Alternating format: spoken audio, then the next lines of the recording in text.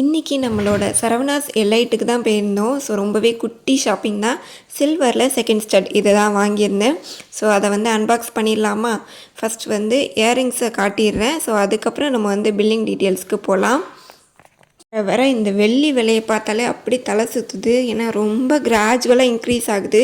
So இதுதான் நான் எடுத்திருந்த stud. ரெண்டுமே சைட் ஸ்டட்டு தான். ஸோ எப்படி இருக்குன்னு பாருங்கள், வீடியோவில் தெரியும்னு நினைக்கிறேன். நார்மலான ஒரு ஸ்டோன் வச்ச ஸ்டட்டு தான். ஸோ எந்த டிசைனுமே இந்த வாட்டி அவ்வளோவா இல்லைங்கிறனால ஸோ இதையே சூஸ் பண்ணிக்கிட்டேன்.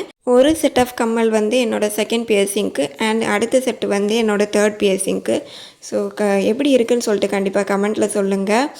இதுவே எவ்வளோ வந்திருக்குன்னு பார்த்தீங்கன்னா நீங்கள் ஷாக் ஆயிடுவீங்க. ஸோ இந்த கம்மல்லாம் ஃபஸ்ட்டு பீஸ் ரேட்டாக தான் இருந்துச்சு. பட் ப்ரைஸ் வந்து இன்க்ரீஸ் ஆக ஆக இதையும் கிராம் ரேட்டாக போட்டுட்டாங்க.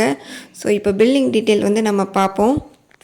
ஸோ இதுதான் ப்ரைஸ் டீட்டெயில்ஸ். பார்த்தீங்கன்னா நான் 2 ஸ்டட் வாங்கியிருக்கேன்.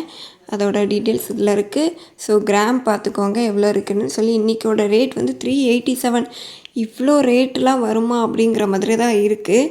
ஸோ அதுக்கப்புறம் ப்ரைஸ் வந்து போட்டிருக்காங்க. அதுக்கப்புறம் நான் வந்து ஓல்டு ஒரு ஸ்டட்டையும் நான் வந்து கொடுத்தேன். ஸோ அதை வந்து 402 ருபீஸ்க்கு வந்து எடுத்துக்கிட்டாங்க.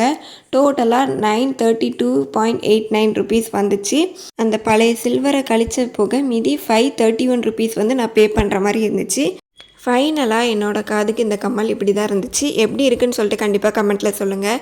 என்னால் முடிஞ்ச அளவுக்கு நான் சில்வரில் குட்டி குட்டியாக இன்வெஸ்ட் பண்ணுறேன். எனக்கு அது மனசுக்கு ரொம்பவே சந்தோஷமாக இருக்குது. வீடியோ பிடிச்சிருந்தால் லைக் பண்ணுங்கள், சப்ஸ்கிரைப் பண்ணுங்கள்.